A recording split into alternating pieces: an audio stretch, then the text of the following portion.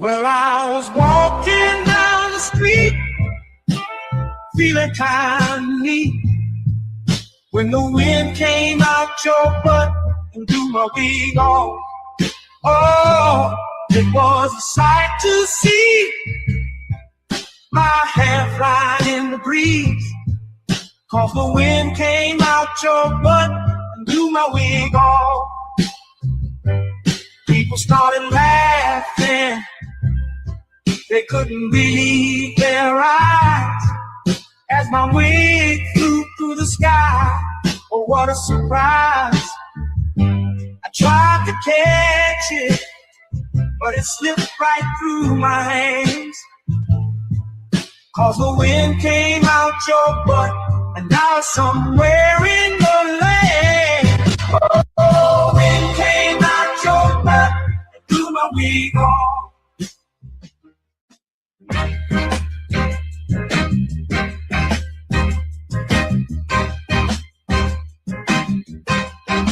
Baby, you drive like shit. Did you see that car that you almost hit? I'd rather take the bus instead. Riding with you, I'm gonna end up dead. Don't ask me if I need a lift. Baby, you drive like shit. She just ran through always stop. I ain't trying to get stopped by the cops. Baby, why the hell did I let you drive? It's a miracle that you're still alive. Don't ask me if I need a lift. Baby, you drive like shit. Whoa, whoa, whoa, whoa. Look out, my girl is driving. Watch out, my girl drives like shit. Whoa, whoa, whoa. My girl is driving. Watch out, my girl drives like shit.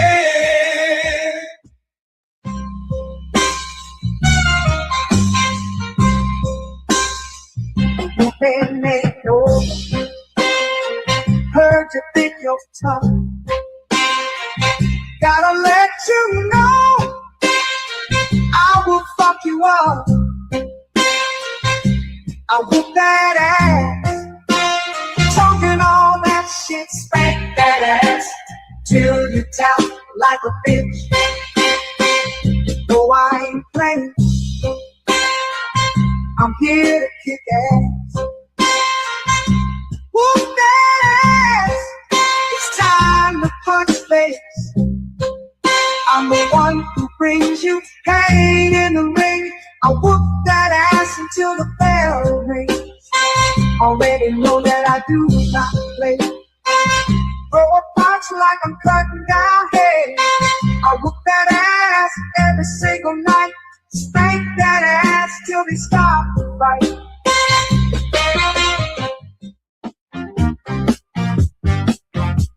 I'll tell you the story of a man, a radioactive pimp in his hand.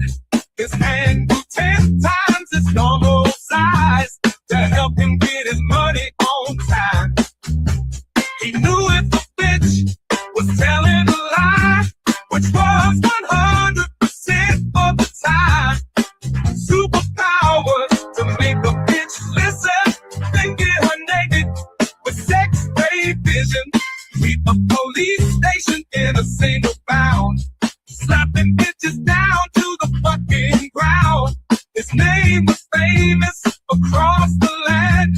They called him the pimp named Superhand. Oh shit, yeah, the pimp named Superhand. He had powers no other pimp had. Oh fuck yeah, pimp named Superhand. That motherfucker was super bad. Asking for dinner ain't asking for much. You had one job and still fucked it up. Sometimes you gotta learn respect. I use my pimp hand to correct. It's called a bitch slap, slap. Come get your face the texture of your hair? Who taught you to hate the color of your skin to such extent that you bleach to get like the white man? Who taught you to hate the shape of your nose and the shape of your lips? Who taught you to hate yourself from the top of your head to the soles of your feet? Who taught you to hate your own kind? Who taught you to hate the race that you belong to? So much so that you don't want to be around each other. No, before you come asking Mr. Muhammad, does he teach hate? You should ask yourself, who taught you to hate being what?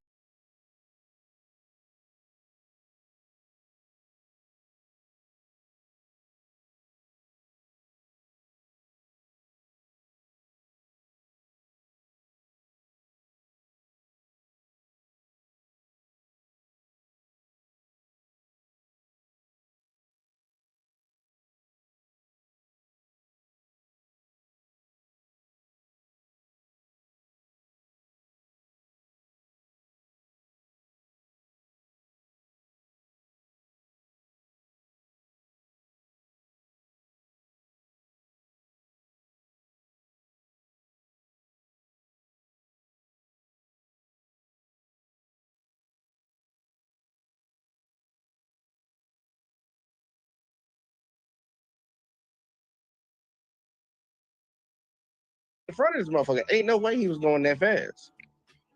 So he questioned it. Was he really going that fast? This entire shit would not have even started if the officer didn't tell a bold-faced ass lie out in public. But people are not going to look at that. He was just questioning, like, you said this man was doing this. You falsely put something on him that he didn't do. Double the speed limit. It's 35, baby. It's 35. What you writing for? Oh, 63. Well, he just wanted to get some clarification because it sound kind of crazy. He was like, what? Bro, I'm behind it. He pulled his glasses off and everything. This all started because you told that bold-faced ass lie. And maybe you were mistaken. You misspoke. Who cares? Why is he in handcuffs, though? That's the bigger issue, y'all. And see, CJ say, how the fuck you want him to listen, but you not listening to his side of the story? Yeah, she not. And guess what? She was right there in front of him. He was the one talking to her. She was the one he was talking to. She saw everything that transpired, and she's still going along with it. It's crazy. Thank you. Appreciate it. Appreciate it. Okay. And the officer that is doing that will be here. All right. Did y'all stop that body cam?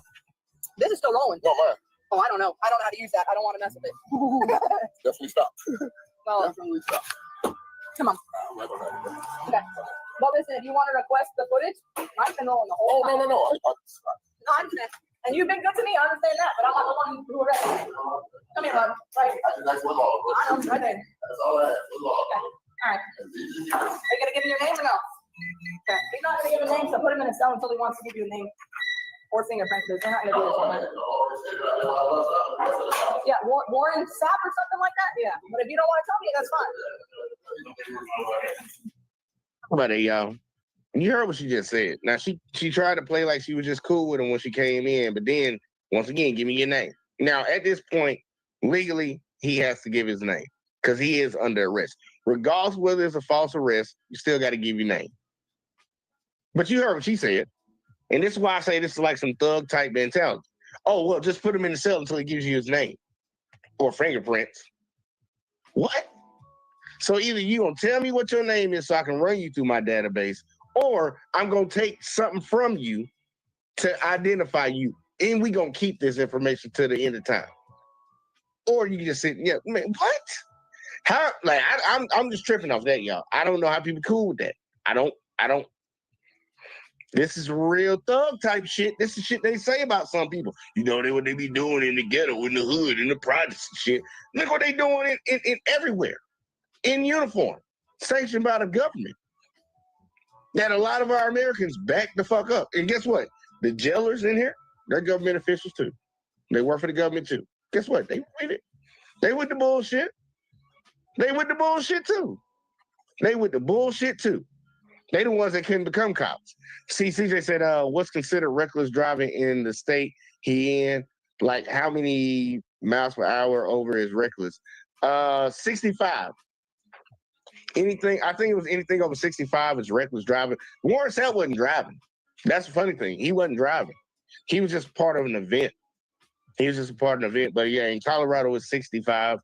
65 for reckless driving, arrestable offense. But she quoted the guy for 63, but she told him he was going double when the speed limit was 35. So that's the real big issue. But yeah, Warren Sapp wasn't driving. He was just one of the people that were in there. There's some foundation doing something for kids, and he was a part of this event. They raised money for women and kids and shit like that. And he was just a part of the event. When that guy got stopped, they all stopped, and he heard the conversation. No, nothing. This is a body cam from him. This is his property. My body cam rolled the whole time. Look, this is yours. I'm placing it right here. All right. I think it's orange sap, something like that.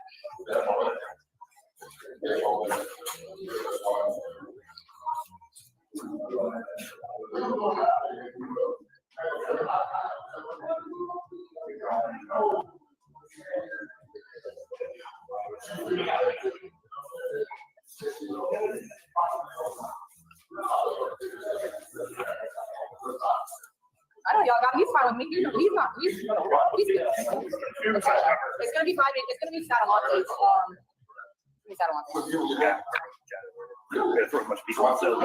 Mr. Sapp has now been processed and booked into the Okeechobee County Detention Facility. The supervisor, who moments before was less than 10 feet away from Mr. Sapp, has rushed to the facility to speak to him, only after finding out who he was, knowing that they just made a huge error in judgment after violating the rights and arresting the very man who had won them a Super Bowl 2 decades earlier. Fame can be a funny thing, especially if that's an attribute belonging to a person whose rights you violated and you've just illegally arrested. Now we got Miss Jackson up in the building. What's going on, girl? How you feeling tonight?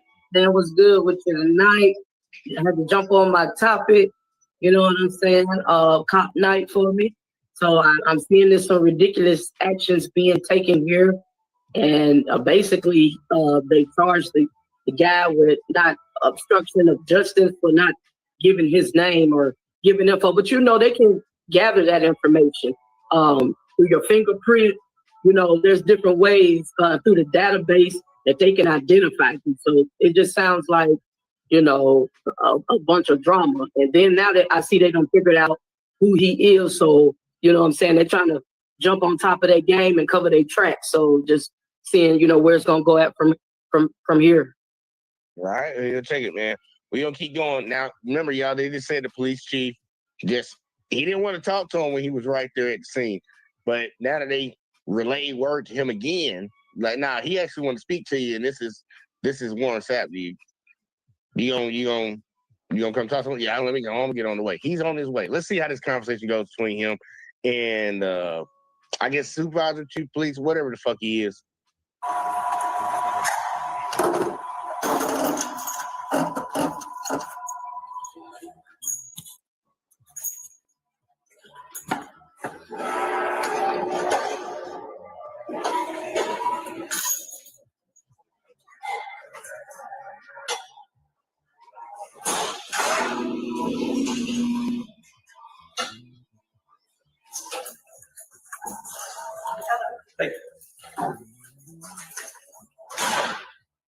You'll bring it out here?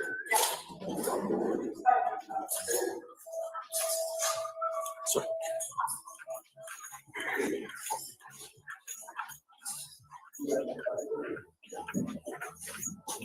Yes, sir. Yes, sir. This being recorded. My name is Sergeant Ellis. I'm the road patrol supervisor. You want to speak to the supervisor? I was wondering, you was outside the gas station when they drove away, right? Yes. How come we didn't have a conversation? Because you were already in the back of the patrol car and we needed to get you out there as quick as possible. And that's what we came up with? That's what happened. Okay. Whenever there's a situation like that, we try to clear the area as quick as possible. Because there's a large group of people there and it could turn dangerous. It was peaceful. We were peacefully assembled. At that point. Well, the officer had been there for 15 minutes, right? The ticket. Well, the officer was screaming for backup too, so we went. And y'all see, if you were watching from the beginning, you already know he done told multiple lies. It was a large group of people, so we feared for our safety. We were peaceful. Yeah, right then. If they were never not peaceful, then that excuse goes out the fucking window. And no, she did not yell and scream and call for fucking backup. Her printer broke. And she couldn't write the ticket. So we got 2 lies right there. She needed another officer to show up to write the ticket. And I guess a lot of y'all didn't have fucking shit going on at the time because, you know, it ain't that much crime happening in America that y'all all decided to show up. Because one officer, printer wasn't working. Because that's what it seemed like. Go ahead.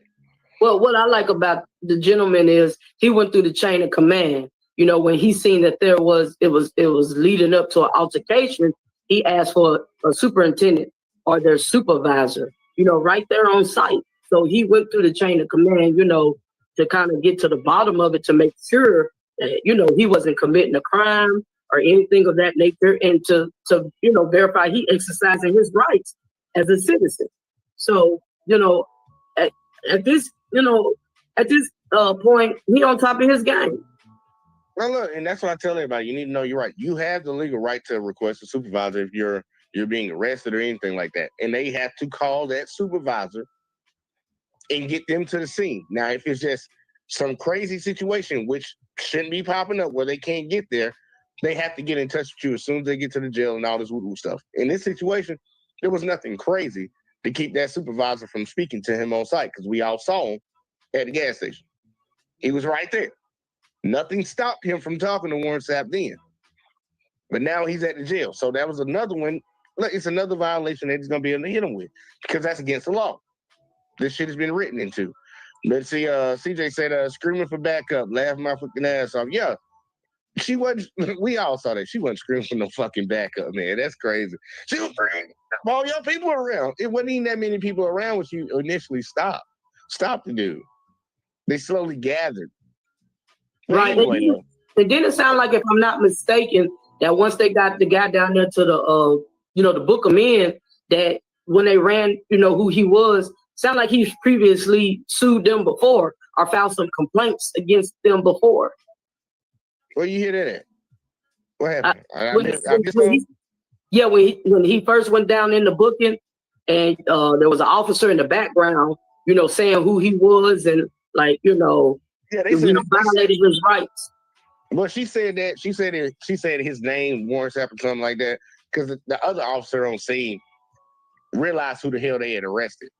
And I don't think he's had an issue or nothing with them in that city or nothing like that. Like, they haven't even ran his ID or none of that shit right now.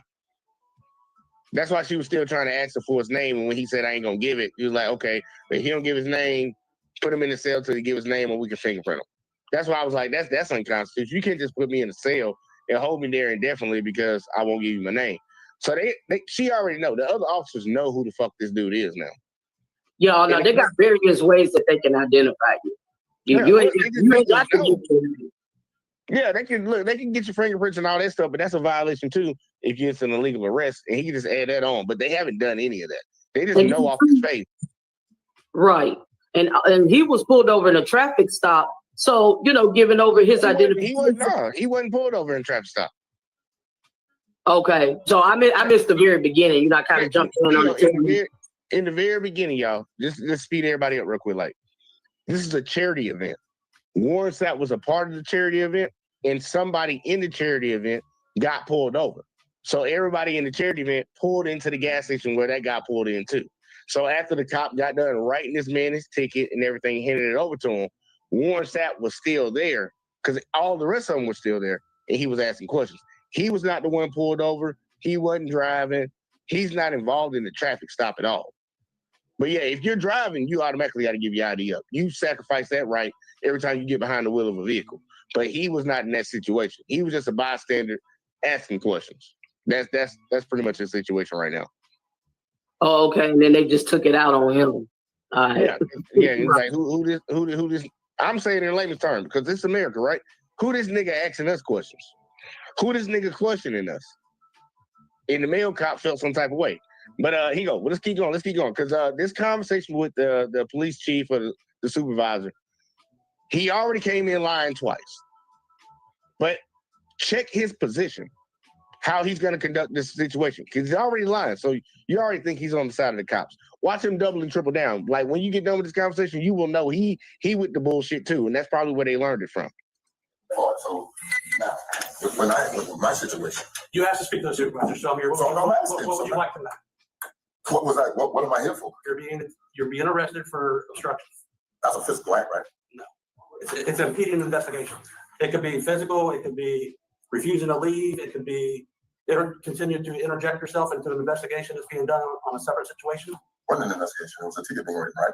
It was a traffic investigation. So after you hand the person the ticket, the traffic stop is effectively over? Where the deputy was still talking. No, I was asking, after you hand the ticket to the man, effectively over, the stop is over? It depends. I'm asking. If the ticket is being explained to the individual who has the physical ticket in his hands, then no, it's not.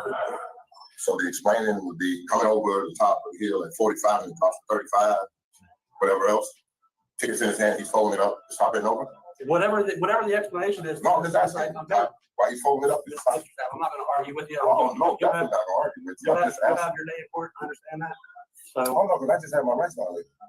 Your officer said to me, do you want to go to jail? First thing he said, I was not. I said, excuse me? What's your name? So I laughed. Because I do have a right to remain silent, right? I have the right, Fourth and Fifth Amendment, right? yes, you absolutely have the right to do so. But you don't have the right to interject yourself into an investigation. Interject myself? Yeah, were you in the vehicle that had been stopped? No, sir. No. So what purpose were you in that traffic stop? I wasn't in the traffic stop. The traffic stop was over. The traffic stop was still being conducted. The traffic stop was over. She had handed him the ticket. The lady that was on the stop was here. Eagle Man was here. There was another officer here. I was here. I said to the other officer that didn't arrest me, I said, how fast was you going? He said, I don't know. It's not my stop. I said, you know what? It's right. So I walked over and looked at the ticket because the lady said that he was going double speed limit. I was like, that's pretty fast. I don't think he was going that fast just then. And he wasn't going double. So I just asked, I was like, we just want you to be factual, man. We have the speed like that. There's no reason to say the man was going double when he wasn't. And that's when I got this. You shut up. I don't have my First Amendment right is free speech and doesn't work in Okeechobee. Yes, you have the right for freedom of speech. Once the ticket was explained to them. No, I understand, man. Look, your rights are not valid in Okeechobee, Dothan, Pensacola, New York City, Los Angeles, San Antonio, fucking, I don't know no place in Alaska. I'm trying to think of a place name in Alaska. What's a city name in Alaska? Alaska, I couldn't tell you. I can't think of a name in Alaska. Honolulu, Hawaii. Your rights, no. You can't open your motherfucking mouth and say shit. Your constitutional rights are not valid when it comes to cops like this. They're not. Right. And what I'm noticing is he's not answering the man's question. Warren, I guess is his name. He's not answering his questions at all. He's not getting straight direct to the point of what crime you committed, and why you're being charged. Is this basically, I'm not going to argue with you, going around and around in circles, not answering his questions or anything of that nature. And then Warren stressed out to the point, hey, I was not involved in a traffic stop. How did we get here? Why are we at this point? And the officer's still not giving an answer. That's why, look, man, I told you from the get-go, and appreciate that, CJ. He said Anchorage. This ain't Anchorage. Your rights, your constitutional rights ain't valid in Anchorage either. Yeah, you're 100% correct. And that's why I said, I want everybody to pay attention. Is this officer coming in on the side of his officers? Is he coming in on the side of the law? Or is he coming in on the side of Warren Sapp? And I think we can see which side he's on right now. Because he's coming in with all this other shit. And I'm like, dude, the dude's not trying to argue with you, trying to get some understanding. The traffic stop was over. Man, look, I don't care. I guess we need to have, this will be one of them if they try to fight it. We will get it established at the Supreme Court.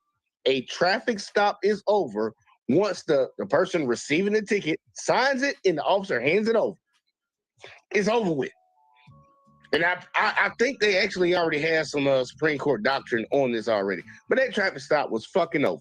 The dude had already unfolded that thing 3 different ways, and he was putting it in his pocket when Warren Sapp came up and asked the question. And that's where he keeps reiterating to this cop. The traffic stop was over.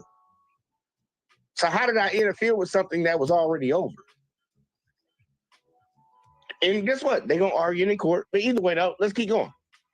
And he leaves. That's when the traffic stops over. Oh, when the officer leaves. Okay, we heard it, y'all. When the officer leaves. No, the officer with me. He was back up to the officer that was there conducting the traffic stop. Traffic stop was over. Okay. I'm not going to argue semantics. No, there ain't no semantics. I mean, his body cam was on and everything, right?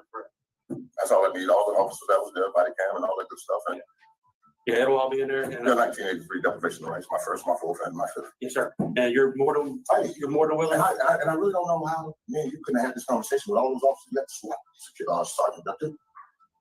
The SWAT sergeant. No. Yes, that's what patted me down. Yeah, SWAT. 3 badges on zone. 3 stripes on zone. Sergeant, he said, you have to. Now, a lot of people won't figure out, like, what is he talking about? What is he talking about? What is the warrant out talking about? SWAT. This guy said, ain't no SWAT guy there. Wasn't no SWAT guy there. Watch this. He asked me to send the question myself. Hi, brother. I asked him why am I doing this? Give me his name. Yeah, I probably couldn't catch it. Hold on, let me go back. On the front of his shit. He asked me to send the question myself. Hi, brother. I asked him why am I don't think y'all gonna be able to see it. On the front of his shit. No, I called it, and get Yeah. what? I guess they gonna say that's their sergeant. That's sergeant or lieutenant. Yeah. Like Warren's referring to this guy right here. This guy is part of SWAT. But yeah, whatever the fuck. You gonna hear how the police chief explains this shit. But I don't know. Just lies after lies, man. I'm just saying whatever the fuck. But let's see, CJ say I'm lost because in Wisconsin they don't pull off till you pull off. They ain't gotta. It doesn't matter about pulling off, like leaving the traffic, like leaving the stop. Like, yeah, I wrote you the ticket. Let's say you never get out the vehicle. You never get out the vehicle. So they give you the ticket or whatever the hell. They can sit there if they want to, and you can sit there if you want to too, depending on where you're sitting. But most of the time, that's usually how it works. But the traffic stop is over with once the ticket is handed over.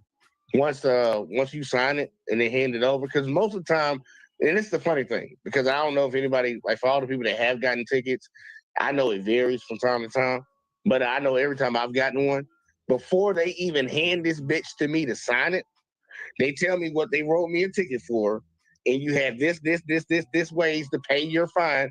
Not saying that you're guilty, but just signing shows that you're going to show up to court or pay the ticket, and then they hand it to you.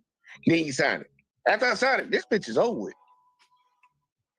It's over with. And she had already handed the bitch over, but I guess she wanted to explain afterwards. But the traffic stop was, in my opinion, and I'm usually going to take the side of the citizen anyway, so you can say I'm a little biased on that. The traffic stop was over, but it doesn't matter about that. I think matter of fact, we just need to see. We'll find out from this case, and that'll be a good thing. But I can look it up actually to find out when a traffic stop is actually over with. But I'll look that up. But I think it should be over, if it ain't already been proven, to be over once the ticket is handed over to the person you're writing the ticket to. Like, what else you got to talk to me about? You pulled me over for this, wrote me a ticket, I signed that bitch, you handed it to me. It's over with, right? Or you just gonna still stay there and keep fucking with me? I'm gonna look it up. But Ms. Jackson, do you have anything before I keep going? That's pretty much the process, and then you have a right not to sign it. So once you receive your copy, whether you sign it or not, yeah, that the stop is over. Right here. In certain states, you don't have to sign it. Right. You have different state laws, correct? Yeah, I just want to throw that out there because in certain states, in majority of states, they can take your ass to jail if you don't sign that ticket. But you have some states where you do not have to sign it. Yeah. There's some states. You need to look it up, y'all. I don't know which states those are. Look them up to see if you in that type of state where you don't have to sign the ticket. The majority of them will be in the South. Majority of the states where it's not required by law to sign, but you will get a copy. It's procedure for them to give you a copy. So you'll have your court date and all the information, of the fine or the fee or whatever that you may need, and who to reach out to. But whether you sign it or not, once they give you your copies for whatever the charge may be or the traffic violation, the stop is over. All right, now. Yeah, I heard it. Now, look, make sure y'all look up y'all state law. Make sure y'all look y'all state law up because I know a lot of us sign our rights away when we get a driver license where we have to sign that shit. Just like I would tell you, in most situations, sign a motherfucking ticket, they already wrote it. But make sure you look your law up because you might be in a state where you don't have to sign it, but you still got to show up to court. The signature is just to say that they kind of got you on the contract. Like, yeah, I promise. I'm going to show up. Well, when That's I how much think this about shit it, is. as a matter of fact, I did that in Birmingham one time. Got pulled over, and you know what I'm saying, he was giving me a bogus ticket or whatever, and I threw it out the window in his face. I ain't signed jack and pulled off. You know, he got in his car and I pulled off. So I mean, I'm just saying, when I think about it, you know, back in the day, I did that a few times myself. So yeah. Yeah, here you go. And it can always come down to a cop not processing a ticket. A lot of cops write tickets and they know they bullshit. They might later think about it like, nah, this is a bullshit ass ticket. I'm not finna put that shit in. And I done covered videos many a times where cops done gave somebody a ticket for some bullshit. And it was like back and forth. I'm not giving my ID and all this voodoo shit. Finally write the ticket or whatever the fuck. And then the people be like, okay, this is my court date. They show up to court. It's like, yeah, your name's not on the docket. And it's like, nah, but I got a ticket for this. It's like, yo, I guess the officer didn't turn it in. Yeah. So you might have that situation too, man. Look, I'll just tell y'all, pray on the side of not dealing with some bullshit, not going to jail that day. If you get in the ticket, just sign that motherfucker. But look up your state law if you want to challenge it. Check it out. I don't know that one for sure for all of them. I know majority of them are, but I don't know for this. Yeah, whatever. Fuck. More Sap, here we go. My first, my full family, my favorite. Yes, sir. And you're more than willing. And I really don't know how you couldn't have this conversation with all those officers next to Sergeant Ductin. The SWAT. Mhm. No. Yes, that's what patted me down. So you don't remember that guy. Yeah, SWAT. 3 badges on his arm. 3 stripes on his arm. Sergeant, he said, you have to speak to one of theirs because I'm not. I said, Oh, that was a city sergeant. No, that's what I said. It's another SWAT. that wasn't SWAT. Yeah, SWAT on it. Yeah, SWAT on it. He might have been a member of the SWAT team, I don't know. But he wasn't up jump down church. So you are backing up what your officer did today? I have yet to view the video of it. I just told you I have. There's 2 sides to every story. No, in the camera. In the camera. And there was a bunch of cameras out there. Because when I got ready to start recording with my body cam, they snatched that. That'd be a big violation there. Favorite power restraint, stop me from recording. There was no reason to put me in handcuffs. I hadn't done anything. Well, I wasn't there at that time, so I don't know how you would. No, I'm just standing there. I mean, all I know is I watched the other 2 officers. You weren't there at that time and you don't know what happened. Then why the hell did you come in here automatically defending your officers? And plus, you saw the camera. You said it was various body cams, so then go watch the camera. Do your job, watch the video, look at the receipts and the evidence and what the officer report is, and then you can make your decision as a superior. Yeah, you shouldn't come in without having any information besides what your officer told you, and you're just going off of that like it's the gospel. You haven't looked at anything. But picture his demeanor, y'all. That's why I asked in the beginning, which side you think he's gonna be on? Warren's side, the cop side, or the goddamn the actual Constitution side? Well, you should be on the law side. You make a duty and you swore to the law. Yeah, Warren and the Constitution are right over here. And he ain't nowhere near neither one of those. He all the way over here with his officers right now. He took his officer side and he ain't looked at no information. He's just going off of what they told him. Well, your officers in line from the get-go. Exactly. So why even mention a video or a body cam and you hadn't even done your homework? Because we're just pointing out. We're just pointing out the bullshit that's going on. Because a lot of people don't, they swear up and down these cops are just straight and narrow, the best of our society. They got a hard job. They do it because a lot of people don't. They just have this, they glorify. This is to show motherfuckers what it really is like. If all those people that sit around here and say that, well, you're black, you're rich, and all this stuff, you need to stop talking about all that. They sprayed nigga on the front of LeBron James' house. They just hemmed up Warren Sapp for talking. It don't matter how much money some black person got in this country. It don't. And this is up north, right? This is in Colorado? I think this is in Colorado, but it could have been in Miami, to be honest with you, because their season was just over with. He could be he could have been in like Florida. I'm wondering if he was in Florida. Okeechobee. Somebody look up Okeechobee. Okeechobee in the United States. I was wondering what that name was. But yeah, somebody look up the city of Okeechobee. It might be more than one. I don't know. I hope it's not. But I'll find out. I'll find out where it is. But I just want people to understand. It don't matter how much money you got as a black man. It don't matter how much money you got as a black woman. At the end of the day, you're still a nigga. In a lot of people's eyes. That's why that one cop came over. It's like, you know who that is, right? He was trying to kind of, y'all know who y'all arrested? This ain't no regular nigga, man. That's Warren Sapp. And they say he won him a Super Bowl, so I'm thinking in Florida. I think this is in Tampa Bay. But See, he was trying to hip him. He was trying to hip him and let him know, man, you know, y'all gonna pay for this. He gonna come back and give you the business. Let's see, we got Kenny said Okeechobee is Florida. Okay, and CJ said Florida. Okay, think about this. All right. In Florida, Okeechobee. But it's bullshit though. I'm like, it don't matter what your skin tone is, no matter how. Like, look, if you ain't, it don't matter. Look, we gonna keep playing because they ain't done. Because the cops, the police sergeant, superintendent. I don't know how he said superintendent. That kind of threw me off. But the supervisor, this guy, this shit right here, he ain't done. He ain't done, y'all. Check it out. That's what piece of honestly, really. You just don't allow this to happen. I haven't done anything. You asked me my name, and I don't have to tell you my name. If you feel like your rights have been violated, Oh, no, it's going to happen. I heard you. I heard you. You didn't want to stick me in the scene, let them drive off without. you can fill out a citizen complaint on the deputy if you choose to. And there'll be an internal investigation done on it. So if you want to investigate yourself and find nothing wrong, just like you're doing right here in front of me now, it's fine. That's cool. So we're going to see what the federal court has to say about it. You have that right. Oh, absolutely, I do. Absolutely. Any other questions I can ask or answer for you? I'm glad you finally got around to having a conversation with somebody that was just unlawfully arrested. And the cop got back out and started yelling at you to come back, and you still didn't come. What did I say that again? The lady officer got back out and started yelling, Alice. The lady officer.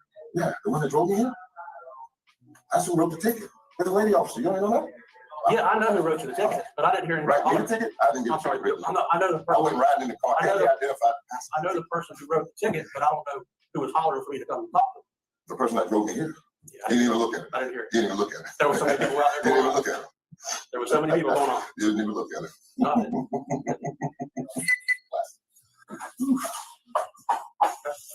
Anything else you need to know? Oh, no, I'm good. You got your business card?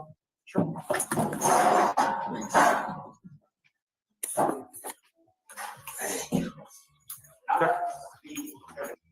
This thing and that, like he feels like the cop is coming off as if he's annoyed doing his job. Y'all keep that in mind. He's annoyed doing his job. When your officer did some fucked up shit and you just came in and tried to cover for him, you're annoyed. It shouldn't be much. Makes you think that if he was the one on scene, he would have took him to jail too.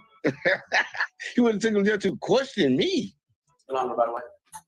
She needs to live there, Mr. Ellis, but I see Okeechobee needs a refresher course in the Constitution. I'll bring it to you. I promise you. All right. You can put him back. What's that? My supervisor? Yeah, Lieutenant Lowe. Is he around? Yeah, he's working. Could you give him a call? Give him a call for me, please? Would you like to speak to him? Yes, I would. Okay.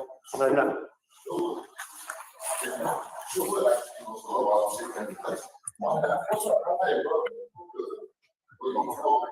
In his arrest affidavit, Deputy Stalante states, as the unidentified black male continued to verbally argue with Deputy Sheriff Skinerick, this caused Deputy Sheriff Skinerick to turn her attention away from the driver and the traffic stop. I interjected and ordered the unidentified black male to stop.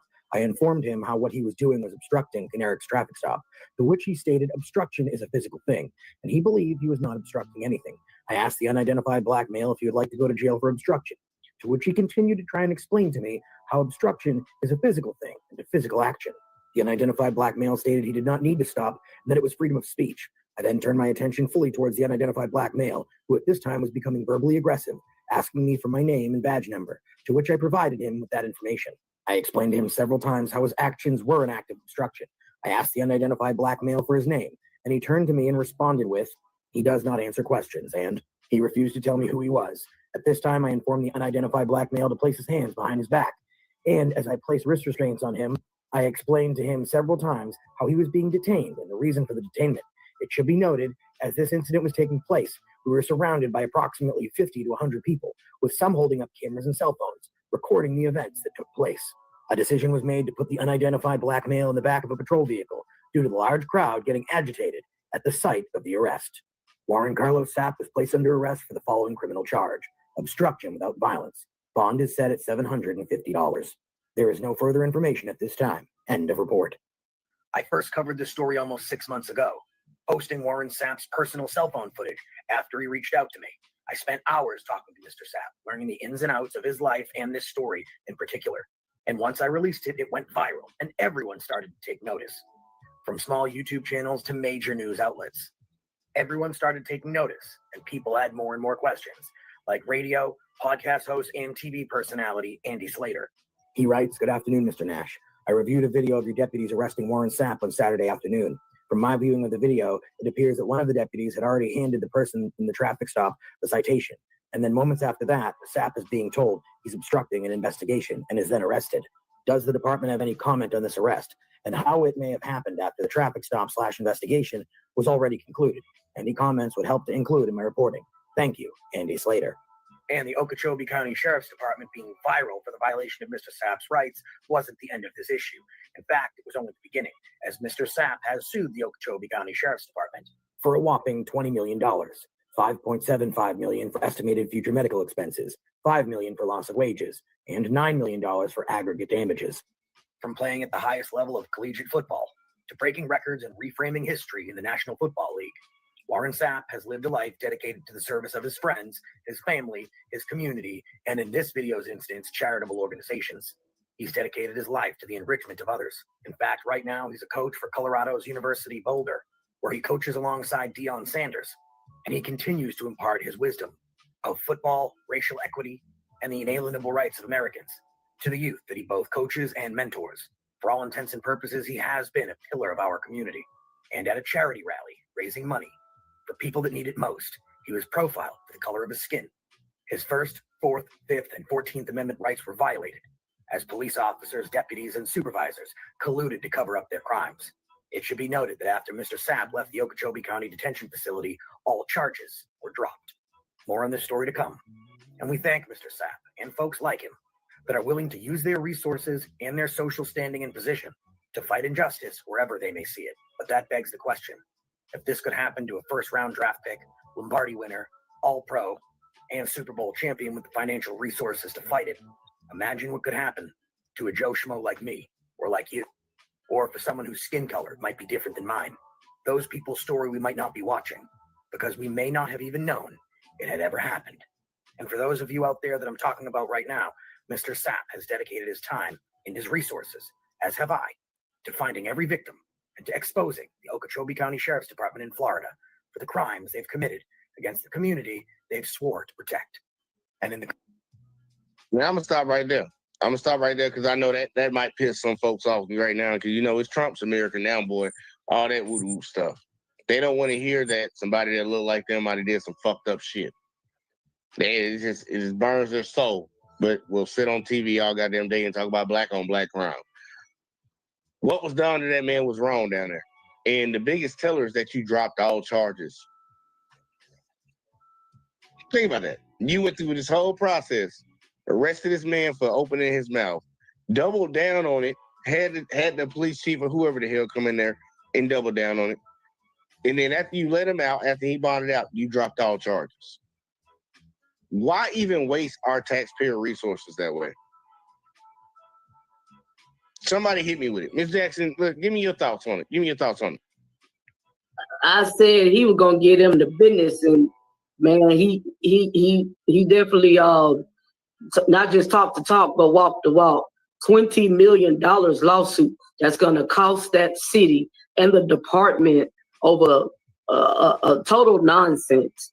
They had no rational reason or logical explanation to why they make that decision, why they make that action, nor did they even really identify or explain what the charge of obstruction is that they are accusing him of.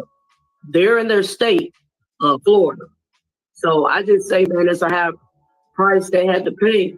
That cost them big time, and you know, they had to find out the hard way. Their partner tried to forewarn them, give them heads up about who this guy was, and he was an educated man and very familiar with the law and his rights. And I guess when the police first got involved on the initial or the original traffic stop, he was just concerned and asking questions and, you know, speaking to them, just talking, trying to figure out to find out what was going on or what, you know, was being done, because I seen it was pretty crowded. You know, it was an event going on and people was there and it was a big crowd. And so, you know, he probably just wanted to make sure that everybody, you know, wasn't doing anything out the way to draw no heat or no negative energy or anything like that to cause the police to feel the need to get involved. So he just having a conversation, and they turn around and flip the script on him, you know, and treat him like a criminal or like he violated some type of law, and just bogusly arrested him. So in the end, it cost them big time. And look, the sad part, look, the lawsuit has not gone through yet, but the lawsuit is going. It's going. But it's just crazy. I want people to truly understand, like, it doesn't matter. Like, for all those people that might sit around on like Fox News or News One, Newsmax, whatever the fuck them shit people be watching nowadays, they try to tell you just because somebody achieved the highest office as the president that some of the past evils in this country are not done, they're over with or some shit like that. Y'all losing y'all mind. Like, I hear it all the time. Well, we elected a black president. We don't have any racial issues. Bullshit. Bullshit. This country will always have that. No matter, like, that's like somebody saying they got a black friend. That don't mean you don't dislike other black people. Slave masters used to lay up with the women all the time. The slave master wife used to lay up with the men all the time. Let's just keep it real. That don't mean you don't have some type of stereotype of hatred towards a group of people just because somebody achieved a certain position. And it don't matter in this country, y'all. I want people to understand that. And don't let nobody ever say that shit in your face. I don't care what color you is. If you having a conversation, somebody say, well, that motherfucker rich and all this shit. That don't mean nothing. That don't mean a goddamn thing. Because at the end of the day, you look a certain type of way. And that's how this country works. And a lot of places in the world operate that same way too. But I hope Warren Sapp gets every damn dollar out of that municipality. Every dollar he asks for. And I don't care about all the people that sit around talking about, well, he doesn't really need 20 minutes. I don't give a fuck. I would rather them motherfuckers go out of goddamn business. And y'all get the federal government to come in and y'all get a new one. Or y'all get the city payers to come in and get a whole new police department. Everybody got to go. Because if that shit's coming from the top and the leadership feels that type of way about the situation, then what do you think the people beneath that motherfucker feel like? Like, if my boss don't care about coming to work on time and just shooting the shit, what you think I'm do? I'm going to think it's okay too, right? Oh, we just come in here whenever the hell we want, right? Because he come in here whenever the hell he want. No, your leadership's supposed to set the example. And if the example is that we don't care about people's rights, then that whole department's fucked up. And you've seen how many officers went along with the bullshit. So, yeah, once again, get everything you can get, Warren. Get everything you can get. Uncanny said, you're my friend. You're my black friend, Jay. No, I'm not.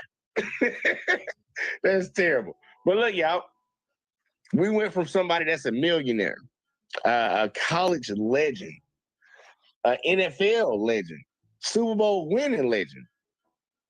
Let's see what they do when it comes to just an average guy. Average guy, y'all. I wanted to show y'all one. Here you go. I'm going to let Miss Jackson pick. You want to see what they do to an average guy? You want to see them break a lady's arm? They just pick a video, man. I got it. I just want to pick. Just toss it up. Them violate another black man or them break a woman's arm? I mean, it really don't matter. Just pick hey, it's your show. Pick a video. Hey, just give me the topic that I could, stress on. That's good. Y'all, we about to get an arm breaking. We about to get an arm breaking, y'all. And shout out. Hey, look, that's the levels that we have around here right now. CJ, that's the levels that we got. He said, man, the options is wild as fuck. Hey, look, Uncanny said he wanted to break an arm, so we getting to break an arm, y'all. All right. I just want to know so I can give y'all a quick little breakdown. This is a mentally ill person, y'all, that is trying to get help. And the cops respond. I'm just leaving it at that. And shout out to my Hispanic brothers and sisters that ain't jumped to the dark side and over there with that other guy. But either way, though, they say, CJ said, y'all chose violence tonight. Hey, look, everybody wants to see that violence, man. They want to see it get gruesome. So either way, though, y'all, we about to get it. And y'all hear Miss Jackson? We about to get it. Go ahead. I didn't make a choice. All right, here we go, y'all. Arm getting broke. But please, if you can help me without hurting her. She's schizophrenic bipolar. Hold on. Oh, and real quick, shout out once again to the civil rights lawyer, civil rights attorney. This is video this time.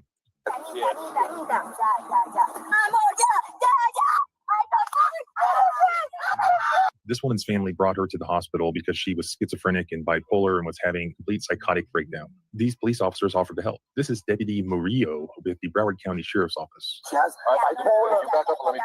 He kindly yanked her out of the truck, got her on the ground, and then when he went to handcuff her, instead of bringing her arm this way, palms out, he brought her arm the other way and broke her arm. You can hear it snap. Then he handcuffed her. He wrote in his police report, after a brief struggle, I was able to get control of her left arm and place it behind her back, which allowed me to properly and safely detain her. I heard a popping sound, but was unaware of what it was. You know, a lot of y'all, man, this gonna be a hard one for me to watch. I do not like people getting their bones broke. Welcome back to the channel. This footage is absolutely brutal. Go ahead, Ms. Jackson, say what you gotta say so I can get myself right. But damn, I'm trying to figure out what the hell they run up in the truck for. Somebody, I guess, if somebody called them or what, if they admitted her to the mental institution, like. You about to find out. You Okay. about to find out. And then CJ said, Candy, you my Hispanic friend. It's terrible. It was submitted by Jennifer Ford, the lawyer from Fort Lauderdale, Florida, who represents this woman. Obviously, I can't show this uncensored, but I will link the raw footage. I'll also link the full police report, as well as the lawsuit that she has filed. This involves Nathalia Granada. She's from Colombia. On October 30th of 2023, she was driven to this hospital by her cousin and her sponsor for immigration purposes, Alex Granada. He was trying to get her help for her severe mental issues. So around 10 a.m. that morning, October 30th, they arrive at this hospital. Due to her mental state, she thought that she would be harmed if she exited the vehicle. Her cousin Alex walks inside the hospital. He asks the paramedic in triage for help in getting her inside the hospital for treatment. The paramedic declined to help her. Instead, he called 911. The 911 call begins with the paramedic stating, "She's crazy, won't get out of the car." The paramedic told the 911 operator that she was, quote, out of control, but he didn't actually examine her himself. A few minutes later, the first police officer arrives, Deputy Redbean. Alex asked, Hey, look, we got to talk about that right now. So the guy tried to go in there and was like, hey, man, can y'all help me get out the car? He says he ain't going to do it, but then he calls the cops. It's always a Karen and a Darren somewhere calling in people with guns and badges when they're not needed. You got the bitch to the hospital, and you go in there to get some help from them, and they help you the right way. Yeah, they call the police on your ass. That's what's happening right now. Instead of going out there and doing his damn job, he called the cops. Exactly, because, you know, that's like you said, that's their job. You know, she's at the hospital. She just basically, you know, had to be carried in there. It sounded like some physical force to get her in there so they could admit her and get her help or treated. That, and so the brother or the family member went to the correct people, to the paramedics or to the staff there at the hospital or whatnot, and addressed the correct people, and they called the police. So it just got, that was taken way out of hand.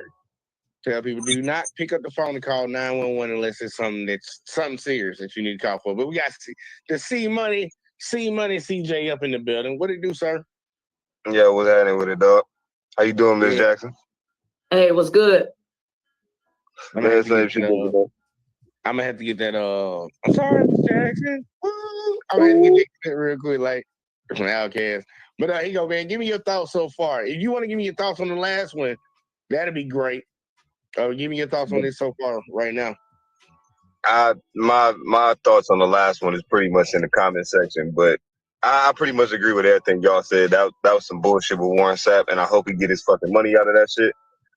But as far as this one, I ain't gonna lie, this one pisses me off rip, because I do have some family members that are like mentally disabled, and I do know how it is taking them to the fucking hospital to where you do need help from other medical assistants besides just family helping them, you know what I'm saying, walk, talk, and that, you know what I'm saying, actually articulate what the fuck is wrong with them. So for this person to sit up here and call 911 and say it's an emergency, bitch ass nigga, do your fucking job, dog. If you can't handle people that's in that state, don't fucking take the job, dog, or go ask somebody else for help. What the fuck is you doing calling the police for? I think, and I'm actually trying to answer that as best I can from what my observation on this earth been. a lot of folks that, and I'm guessing, and somebody can get mad at me for guessing the race of this person, but I'm guessing it was somebody that don't think when they call the cops something bad gonna happen. And that's me trying to give them something. Because they said it was a gentleman. That's me trying to give them something. It sounds like he was sorry and didn't want to do his job. He trying to pass, he's trying to pass the torch over to the next man. And again, that's what I'm saying. If you don't know how to do your job, go ask somebody that can help you, but don't automatically assume the fucking worst. That shit get people killed. And in this case, the motherfucker was already at the hospital to get help. You just made shit worse, my nigga. Yep. Oh, guess what? It's gonna look. Our feelings about this is gonna get worse when we actually see the play out of it. So we're gonna jump back into this shit. But for all y'all that don't like hearing sounds, I'm just telling y'all, just brace yourself. Brace yourself. Asked Deputy Red Theme if he had anyone who speaks Spanish, and he was asking for help. Hi, how you doing, sir? Hey, how you doing? Do you have somebody speak Spanish? Yeah, I do. Hey, listen, I'm going through a very tough situation. If you can help. Okay, yeah. Please. Is this your wife? She's my cousin. My blood cousin. She just came from Colombia. From mom knows. Can you get her to come out here for me? Mami, dice que vengas un momentico aquí. Dice que mami, aquí. Que salga un momentito, por favor. Deputy Murillo arrived at the scene, and he was aggressive and hostile right from the very beginning. Alex attempted to explain to him that Nathalia was having a breakdown and tried to inform him about her mental illnesses. He didn't want to hear about her mental health, and instead instructed Alex several times to just step away from the vehicle, which he did. She has a breakdown. She has. You back up and let me talk. Okay, back up. You can do that. Yep, back up. Back up. So go that way. See where that picture sign is? Please go over there. Please stand over there. If you want our help, that's fine. Over there. That's simple. I speak Spanish. That means you translate. Again, she's very obviously in a psychotic state. She's not demonstrating that she's a threat to herself or anyone else. Her lawyer describes her behavior as whimsical and childlike and not the least bit aggressive or threatening.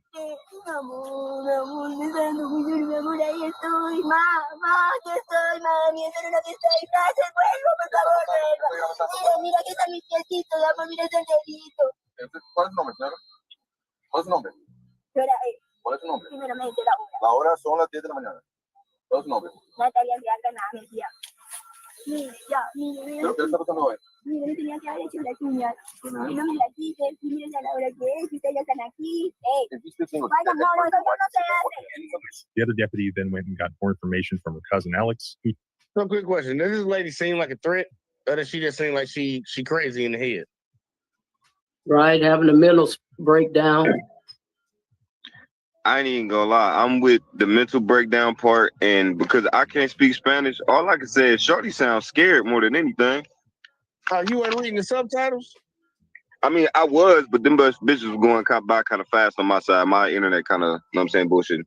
I feel you. And look, when I'm saying crazy in the head, I'm just encompassing all mental illness because I can't directly diagnose what she has. I don't know if she has schizophrenia.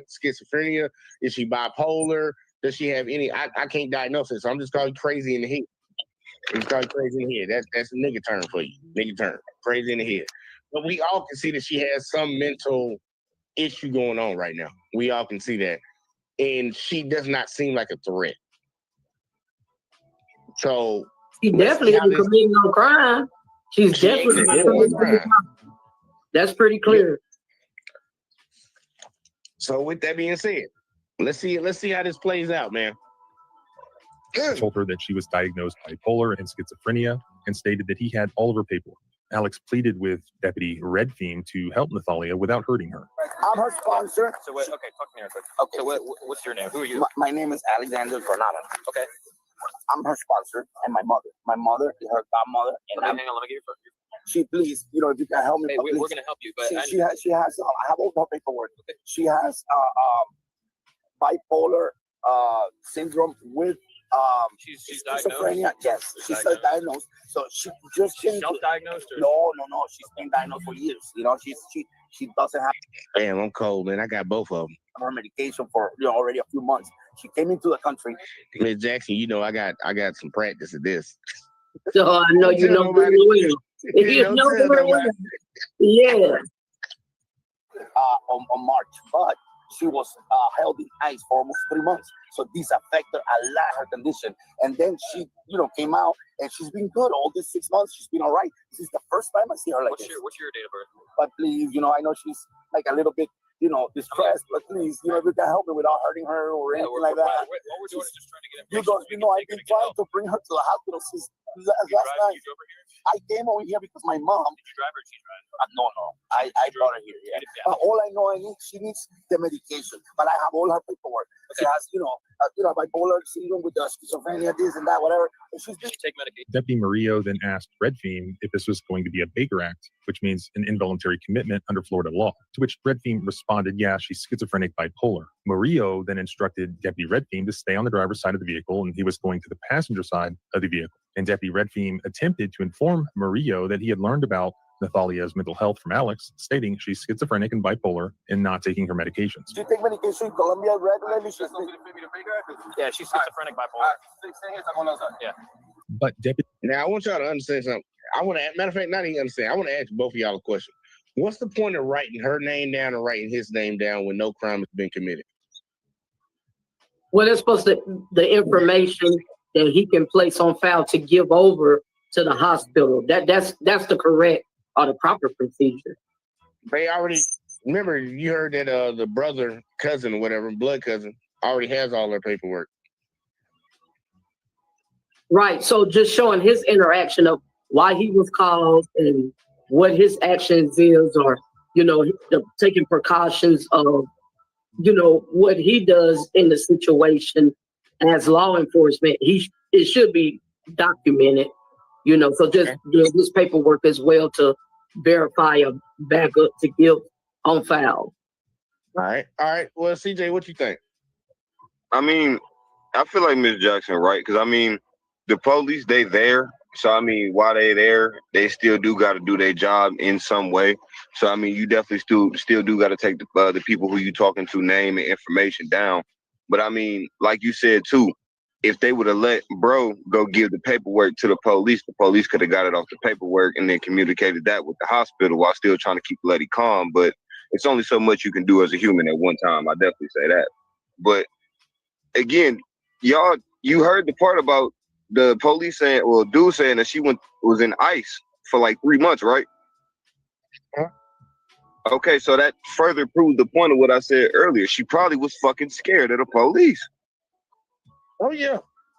A lot of people are. But yeah, I'm gonna tell y'all why they writing their names down. They have a database that they're trying to compile. Like, how you get on the internet, you sign up for a new app, you got to click that accept terms and conditions. You pretty much signing over them to have access to a lot of your information. They want to document every human being that's in the United States of America. Every person that cops come in contact with, they want to have their information so they can put them into their system. That's why sometimes, like, guess what? There are people out here that have never committed a crime. But let's say they got stopped by a cop 3 times in the last year. They get stopped the 4th time. The cop be like, yeah, I see that you've been stopped 4 times before. Well, this is your 4th time being stopped at least. They keep that shit. They want a database of your shit. Because remember, once again, what crime is being committed? He just called and asked you for help. Like, what if you broke down on the side of the road? You got a flat tire, and the cop stops. Coming to help you with your flat tire. You wouldn't think it was weird if they asked you for your name? What's your name? First, last, date of birth? Now, I will say this, though. That's actually happened to me before. My car got stopped on the freeway. I blew out a tire. The police actually did not ask me my name or nothing like that, surprisingly. Probably because I was already outside of the car working on the car and shit. But he just asked me if I needed any help or if I needed a tow. And he pulled off after that. Because that was a cop that actually was there to help, not to investigate something that wasn't happening. Right. I experienced that myself. It just helped me put the spare on and went on about his business. Remember now, the dude just pleaded on the side of the car. Look, I just need y'all to help me get her in here. She need her medication. Why are you They're trying to? They're investigating him. They're investigating his ass. They're trying to find something. They're gonna run his name. Then too, I don't know, how long ago this been. Ain't paid much attention to the date, but if it was recent, with Crazy in office, Trump, especially if they thinking they're immigrants or they are showing up trying to document and see they Hispanic or different, trying to check to see if they immigrants got a reason to support them. No, agreed. Because this happened before him though. But yeah, keep going, CJ. My bad. No, I was about to say I agree with her as well because again, if it was with this person in office that we have right now, him explaining that ICE already had her 3 months prior did not really help the situation either. No. And here, the funny thing is, he's explaining it to Hispanic officers. Exactly. Yeah, they should understand. So it don't matter. That's what I'm saying. It don't even matter when it comes to police officers and them doing wrong. It don't matter what color you is in the grand scheme of things, because they're like, so what was a black officer? They don't give a fuck. Was it? It was a Hispanic officer. They don't give a fuck. It's an institution. It's like, look, they got black, white, and Mexican people that work at McDonald's. You don't think that any of them can fuck your food up? They all can fuck your food up. It don't matter who the fuck their race is. They work at McDonald's, motherfucker. You might get your shit fucked up. It just comes with the territory. But they're taking down the information, y'all, so they can put them in their system. That's the main reason they do this. It's not to help, because help was get her into the hospital that they're right outside of and get her medication. Right now they're investigating, but there was no crime. Right, so they're supposed to follow proper procedures, but of course we see they doing what they want to do, and that would have been right up their alley if they was some immigrants that they could. You know what I'm saying? Sent off. Like I said, I don't know how soon or recent that this was before Trump got in there, but you already know how Ron DeSantis is down there in Florida anyways. That motherfucker, he ready to get somebody up out of there.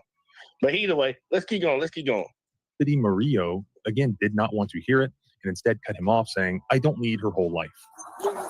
She's schizophrenic bipolar. I need the whole life. Deputy Murillo then opened the passenger side door, and Nathalia turned towards him. Murillo stated the following in Spanish. Miss Nathalia, please get out of the car. Are you going to come out willingly, or will I have to pull you out with the chain? He said. And I don't want to do that.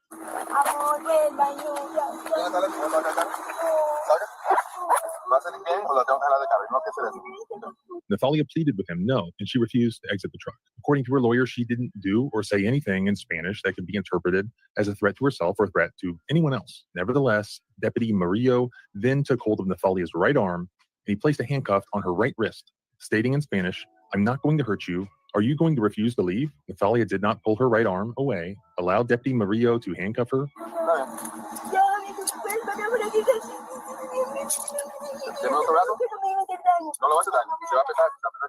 Nathalia extended her left arm out towards the driver's side door, away from Murillo and resting it over the armrest. Deputy Murillo demanded in Spanish, give me the other arm. Nathalia pleaded, ya, ya, ya, which likely means wait, wait, wait, and she refused to give him her left arm. So only 5 or 6 minutes after he had arrived on scene, and only 1 minute after being informed that Nathalia suffered from a serious mental illness, Deputy Murillo quickly and forcibly yanked her out of the vehicle by the chain, as he threatened that he would do.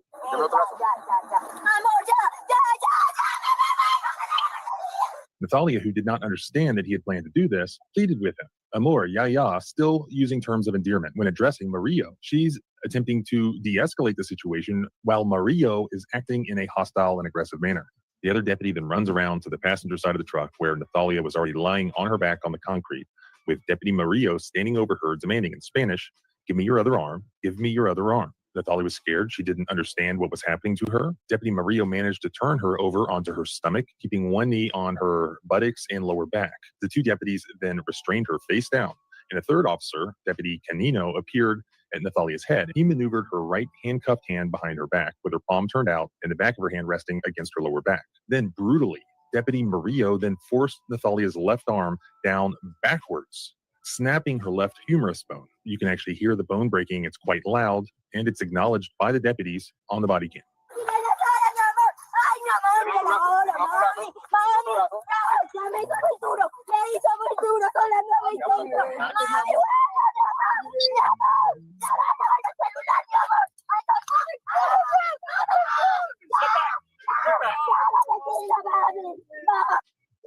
Damn.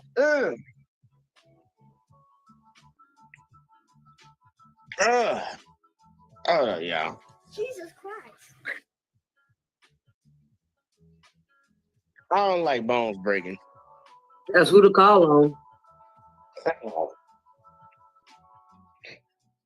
Man, that shit brutal. One more time. I'm You sorry. gonna run it down. Let's go. Mami, ya me hizo muy duro, me hizo muy duro, sola me hizo muy duro.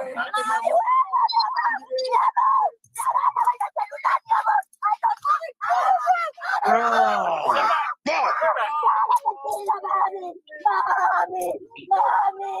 Deputy Canino. Bro, he left her arm like that. And then as a trained officer, you know the proper way to handcuff a person.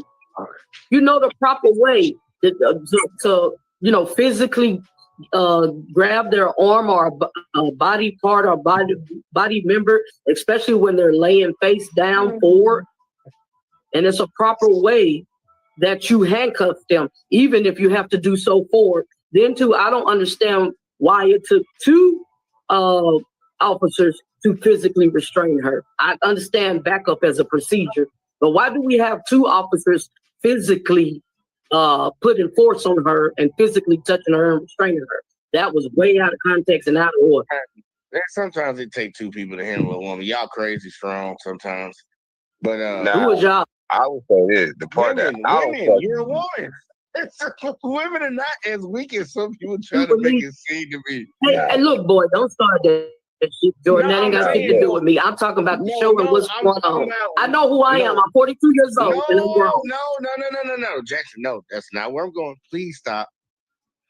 I'm saying women in general. There are strong women out here, and it's gonna be police protocol regardless.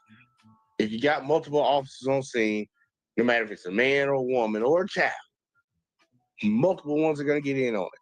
I'm just saying. That's all I'm saying. There was no need. There was, again, I'm going to say my statement. There was no need for two people to use physical force. There was no violence being committed. This individual was not violent. They already had the records of her mental illness and mental issues, and there was no need for physical force from two officers, period. I don't see. No, I was about to say I agree with Ms. Jackson wholeheartedly, but what I also don't understand is why, if you were quote unquote there to help, why even use quote unquote force / handcuffs anyway, bruh? You see, the second you put the handcuffs on her, she got the screaming and hollering, right? If you know you trying to help, take the fucking handcuffs off, grab her by the hands and tell her whatever you got to say in Spanish that you trying to help her. The fuck you yank her out the whip for? Because they weren't there to help. And that's what I want a lot of people to understand. They're not there to help. That's the whole point of showing this video. They're not there to help. That was wild. Now, if it was a legal arrest, which they had no grounds to arrest her for anyways, still, it would have took two. Like they're gonna put as many people as they can on anybody. They just do it. They just do it. I'm not saying it's right, but that's what they do. And we can argue that shit in court till the cows come home, because I'm down for that type of fight. But I agree with both of y'all. There's no reason. There was no reason to put handcuffs on her, yank her out of that car. There was none. They could have killed that woman. Any crime. Oh, look, we ain't done. I'm sorry. Yeah, we ain't done. You want to keep going? We here now. Then held Nathalia's broken left arm down backwards at a visibly unnatural angle, while Deputy Murillo placed the handcuff on her broken left arm. Wait, hold on. Wait. Jay, I ain't gonna lie. As somebody who's broken their fucking arm before, dog, the first thing that they fucking told me when I broke my arm was hold it in place as best as I fucking could. Yeah, hold it in a natural position. This nigga literally at this point is breaking it more. Yeah, that's what I said. I'm cringing because he left it there. He handcuffed her arm that way. No, he didn't leave it there. Put emphasis on it, Jay. That nigga left it there and then held it down. He handcuffed it. He secured it in that position. I know, but Jay, he's using his other, whichever arm that is right or left. He's holding that same arm down. Yeah, I know. I see. And it's making my stomach hurt. My nigga, you can feel that bone in your hand broken already. Yeah, I agree. Oh, God damn. Dude, when I see shit like this, I feel it in my own body. I don't know what the fuck it is, but I feel that shit in my own body. When I see people hurt themselves, I feel that shit because I don't know what's up in my head, but I internalize that shit. And I'm just picturing what the fuck she's feeling right now. And it's like, if this don't feel good to me, I know it don't feel good to her. It do not feel good to her, and I don't mean to laugh, but damn. Golly. Well, they the ones committing the crime. I mean, they have physically assaulted this woman. They physically assaulted this woman who did no physical or violent force towards them or anybody out there on the scene. She didn't break no crime. Look, here you go. And I'm going to ask this question at the end, but I'm going to ask it right now, too. If Warren Sapp, we just watched the Warren Sapp situation, if he can sue for 20 mil, what you think she can ask for? Shit. Exactly. Hold that thought, because they ain't done, y'all. Hold that thought. It's okay. Murillo then pulled on Nathalia's broken left arm to turn her over and sat her upright. Nathalia continued speaking nonsensically to Deputy Murillo, stating, "You told me it was only 9:05 in the morning here, my love. I was going to wait for you." Rolling her on her broke arm side.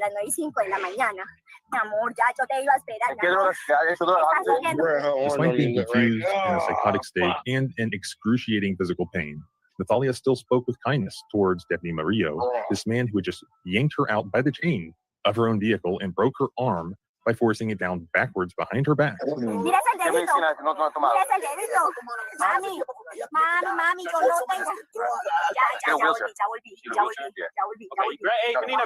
I want y'all to really visualize this. We come full screen real quick. Like, all right, let's say I'm getting arrested, y'all. I'm getting arrested.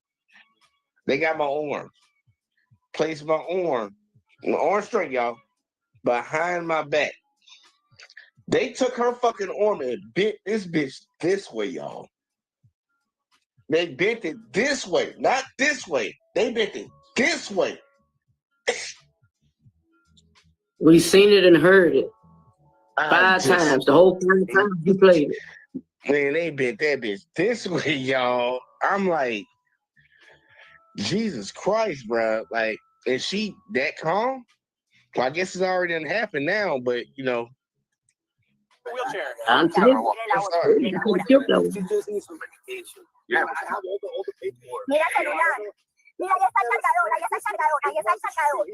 And that's where the body cam ends. Her lawyer told me that after this, she was immediately wheeled into the hospital. She was indeed Baker acted, so she was committed and then placed in a sort of a lockdown psychiatric facility. She had to undergo surgery. An orthopedic surgeon had to essentially pin her arm back together, and it never completely healed. She still is left with these pins in her arm, decreased mobility just as a result of this incident. I mean, on top of all of the mental issues that she already has been dealing with and that her family has to deal with. So a lawsuit was filed against the deputies involved and also their employer. And the main issue here is clearly excessive force. Even though they said that they would help, let's just assume that they're allowed to take her into custody forcefully if necessary under the Baker Act. And what's the reasoning for that? That would be because she poses a danger to herself or other people, primarily herself.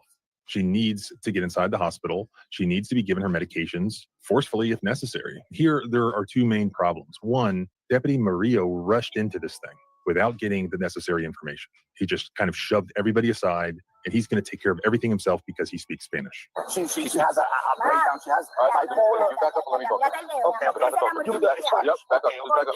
So go that way. See where that visitor sign is? Please go over there. Please stand over there. If you want our help, that's fine. Over there. That's simple. I can translate. Let me translate. He didn't gather the facts, even as they're trying to tell him the facts. He's not wanting to hear it. She's schizophrenic. I need to hold like. In large police departments such as they have in Broward County, they have policies on how to deal with severe mental issues when they encounter them. They have resources that rural agencies don't have when it comes to dealing with people with severe mental health issues. There was no emergency here where he had to act before anyone else who knew better could assist. Instead, he resorted to just raw violence, yanking her out of the vehicle. And do I even have to explain that it was unnecessary and constitutionally excessive to bend her arm the wrong way to handcuff her? How barbaric was that? Completely unnecessary, cruel. Is just one of the most bizarre things I've ever seen. And then, as I told you at the very beginning, he wrote in his report, it was just basically a routine handcuffing. He heard a sound, but he mentions nothing about breaking her arm in half. After a brief struggle, I was able to get control of her left arm and place it behind her back, which allowed me to properly and safely detain her. I heard a popping sound, but was unaware of what it was. I mean, this guy seems like a real psychopath.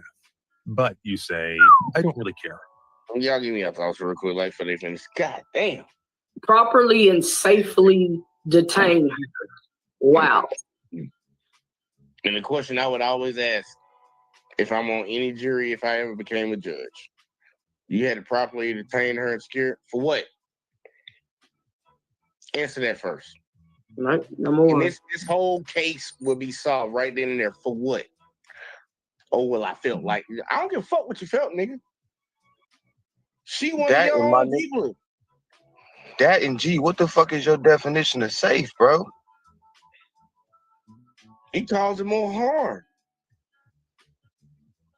For the same shit that you could have did in a kind manner, you did it in an abusing manner, because nigga, you could, the same result ended up fucking happening. You ended up wheeling her in the fucking hospital, and she got the psychiatric help that she needed on top of a fucking orthopedic surgery, which is unnecessary. What the fuck? Hey man, he was playing Grand Theft Auto at the time, y'all. And for some reason they had you need to break one person's arm after you steal a car and do all this other stuff. He had to get that off the list.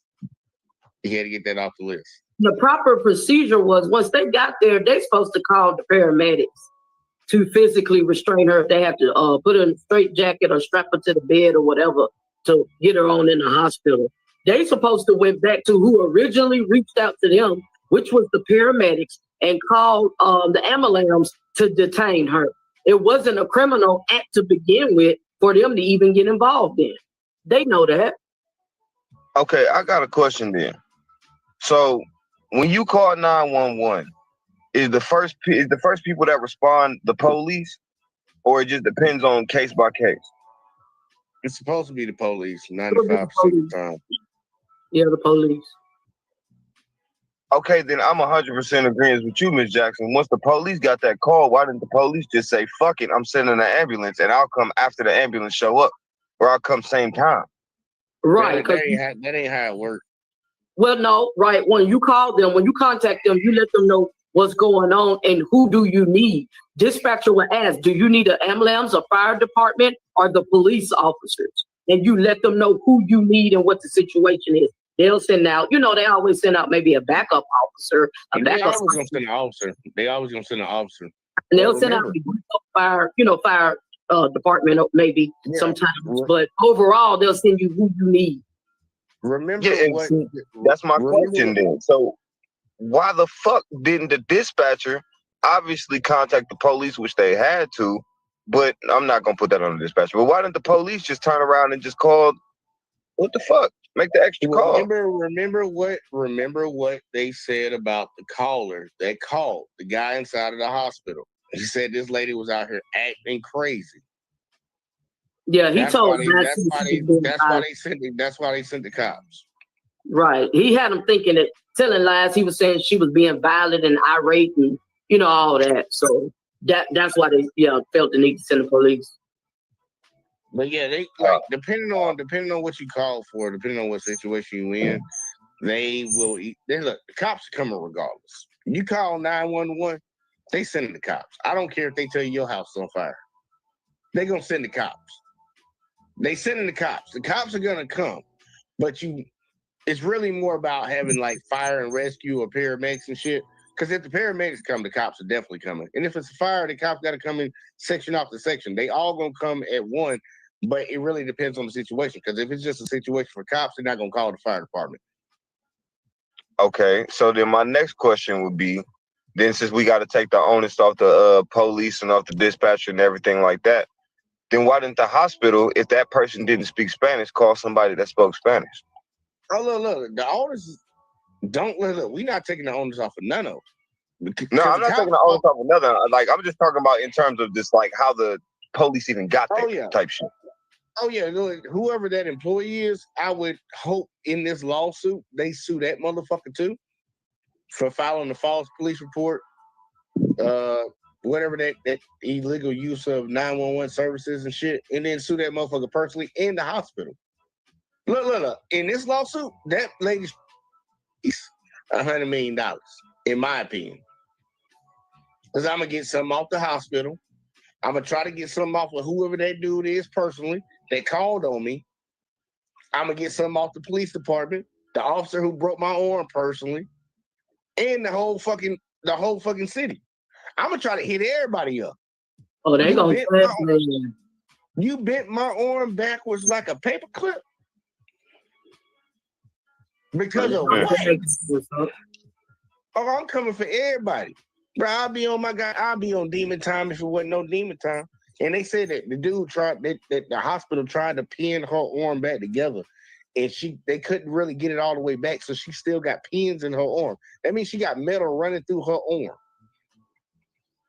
That's what I got going for my life. Bro, I'm not but nah, I look. If somebody called, depending on what the call situation is, and we're basing off of what he relayed to us that the guy said to dispatch, they were gonna send the police. They weren't gonna send EMS. They weren't gonna send the fire department for that. They were gonna send the police because they said it's a crazy woman. And that means we need to bring in the guns. And you said your house is on fire, the cops still come too, but they're gonna send in the people that got the water. That's normally how that shit works. But let's keep going. We almost through this bitch. I ain't gonna lie, my stomach's still hurting. She shouldn't have been here anyways. She was from Colombia. She was already mentally ill. Why is she even in this country to begin with? Let me see what he started off with that. But you say, I don't really care. She shouldn't have been here anyways. She was from Colombia. She was already mentally ill. Why is she even in this country to begin with? I don't really care what happens to her. It's been long established that it doesn't matter whether you're legally in this country or you're illegally in this country or somewhere in between, and who knows what's going on at the current moment. One thing we do know is that police officers still have the same restrictions on them as far as trampling people's constitutional rights. Do we really want that guy just himself deciding who gets their humerus broken for no good reason? No, of course not. Constitutional rights are something that you either protect and enforce or you don't. And I would argue just the opposite, that I don't really care how this woman got here. What is really most important to me is that she is absolutely helpless. Like, she needs help. I don't know what kind of help specifically she needs, but I do know that it wasn't yanking her out of the vehicle and snapping her arm in half. My job as a civil rights lawyer is to help the most helpless among us. And this woman certainly is that. If you would deny her basic, not just constitutional rights, but basic human rights, then how do you deserve them yourself? If you let this police officer be judge, jury, and executioner, do you trust him when he pulls over and encounters your daughter or your granddaughter? No, of course not. Like I said, this guy seems like a complete idiot and a psychopath. Perhaps he needs to be Baker acted. As far as I know, he's still out there encountering the public with his badge and his gun. In fact, from what I've heard from this woman's lawyer, she is still terrified of this guy. And despite that, knowing that, the lawsuit's going on now, and when they take her deposition, it's coming up, I think, later this week, they want him in the room with her to purposefully terrorize her. How sick is that? The abuse continues. Hopefully we'll have an update on what happens here. You can follow along by subscribing both here and at the blog. And look, y'all, when I get an update on this, I promise you all, we covering it. We covering it, because I got my stomach hurting, bro. That's not it. That's not it. Man, and like I said, he was worried about her being an immigrant rather than doing his job to protect and serve. You know, so that's what he was already in his feeling some type of way about too. You know, just off the rip. And you know, but good thing they have everything on camera, the body camera, whatnot. So 0 win in court case already, won because you can't lie against the evidence of the we can't say that. We can't say that because I don't know if a lot of people been paying attention. I agree that it should be an open and shut case. Do we all agree on that? CJ, you agree on that? This should be an open and shut case. The cop was in the wrong. Hell yeah. I would say right now, we can't even have that mindset. I seriously doubt it. Now, the reason I'm saying it, you remember the Ahmaud Arbery situation? The guy that was he went into an abandoned house or a house that was under construction, and then he ended up running down the street, and these white folks chased him down and shot him with a shotgun in his face. It was all over the news. Mm-hmm. Y'all remember that? Well, the prosecutor or the DA or whoever of that town, that the father of the son called, and she kind of played blocker. So they, because they didn't get arrested that day. They didn't get arrested for weeks. She just got off on her court case today. So, especially the dumping office, anything goes. These motherfuckers, hey, they getting immunity. So that little white kid that was caught on camera trying to drown his black friend in the lake, he got off. It's so many cases where motherfuckers just as of recent, the ruling is coming down. It's not like the jury is saying they're innocent. No, the judges are stepping in and saying, now they're good to go. There's nothing here. Jury don't even get to hear the case or make a decision. That's where we are right now. And people need to be mindful of that shit. Like, it can be on camera. Think about it. Just think about if we were right here with George Floyd shit again. There would be some people saying, yeah, it was really the drugs. I don't care that I sat there and watched this man kneel on that man's neck for I don't know how many minutes. That don't matter. It don't matter that he went to sleep on that pavement. It was some drugs that got him. That's what it was. It wasn't the dude kneeling on his neck. Those people are making decisions right now. And I think people need to be mindful. I get you, Jay, but it's kind of what we said about ACT this past Sunday. Just because the situations may have changed, don't make it any less fucked up. Mm-mm. Oh, what I'm saying is not to diminish. What I'm saying is to actually motivate. If we thought we were pushing forward and advocating for certain issues when things were happening, when wrongdoings were happening, if we thought we were doing it to 100% before, we might want to find that 120%. Because right now we got motherfuckers getting off on shit that's blatant. Well, I look at it like we're going to have plenty of more George Floyd situations and incidences when we have the government, there's Project 2025 that they invented behind the federal government. And people, the commander-in-chief, they not holding them to no accountability, and it's immunity coming into effect. So we're going to have a whole lot more than situations and cases coming up. Oh, yeah. Look, we living in some, I'm not trying to talk all doom and gloom to everybody, y'all, but we are living in some very interesting times right now. And that's why I keep trying to call this shit out. And just for the people that sitting in the back that want to be like, oh, y'all just some racists, y'all hate Trump, yeah, fuck you, first off. But outside of that, this man did run that he wants to give cops carte blanche, blanket immunity. We just watched a cop break a woman's arm. Well, if that's the case, then blanket immunity means the cop did nothing wrong under his logic. And if that was your mama, your sister, your cousin, your brother, your father, your uncle, you would be cool with that? Because I know I wouldn't. That man bent that lady arm back like a paper clip. I just can't get behind shit like that. But motherfuckers need to be mindful, man, because I'm trying to tell y'all, I keep my head to the ground, my ear to the earth. And a lot of these cases because a lot of this shit, y'all know, a lot of these cases, like, we'll hear about it, and then it's years that happen before we find out what actually is the sentencing and all the people involved, all this woo shit. They're quietly pushing them bitches to the side. Because you know how the news is. They just want to get what's hot right now. What's hot? What's dramatic? Let's talk about that plane crash. And it's like, let's talk about Trump trying to take Gaza and shit. They just want to hit you with the sensational shit. But there's a lot of things still happening that done happened way before, happening right now. And a lot of these motherfuckers are getting off and people ain't saying nothing about it because a lot of people don't fucking know about it. They just getting caught up in the bullshit. I'm like, I'm asking for people to double down. Whatever we was doing before, it wasn't enough. Do it more. Do it more. Because this shit right here, and this is for all my Hispanic folks. Like, dude, I don't care if you over here illegal. I don't want that shit to happen to you. Because I know if they'll do it to you, they'll start practicing on me too. And I say that same shit to the white folks. If they do it on me, they're going to practice on you too.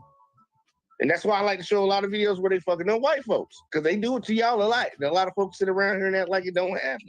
It happens every fucking day. Every fucking day. We gotta go a little bit harder. We gotta go a little bit harder. But look, I'm gonna stop ranting for a second. I'm gonna let y'all talk. I know CJ had something. Nah, nigga, you basically, you know what I'm saying, you covered everything I had my rebuttal to, but it's just fucked up overall. Like, nobody should be dealing with that shit. I don't give a fuck if you're here legally or illegally. We'll get the paperwork figured out at the end of the day. But, nigga, if you need help, we should be helping the motherfuckers that genuinely need the fucking help on some real shit. That shit shouldn't be happening to no fucking body. Straight up.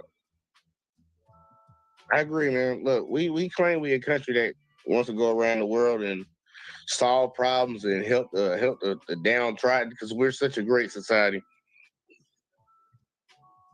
I don't wish nothing bad on somebody. Like, for real, you need help. Like, for real, you in a bad position. That's why I don't look down on people that got less than me. I don't look down on people that's on the street and shit. Like, everybody gonna go through a struggle in this world.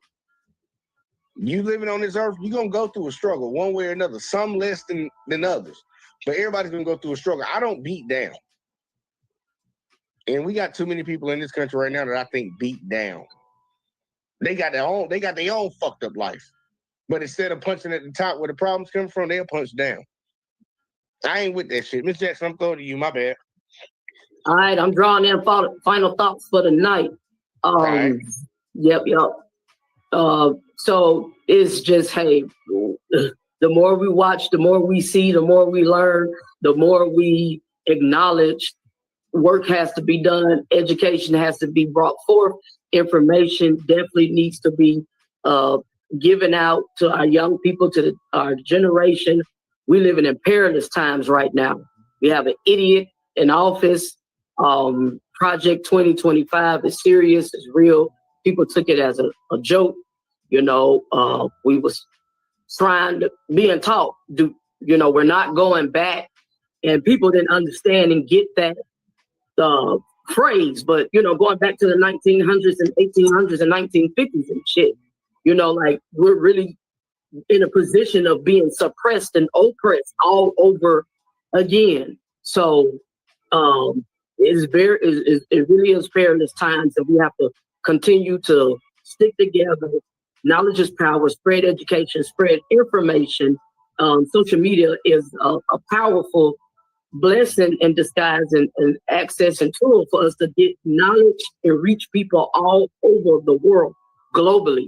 So I think it's very important. This is my passion, and my heart lies here as far as justice and injustice and being an advocate for justice. Also, please come and join me on my network on YouTube, and that's at School for Justice.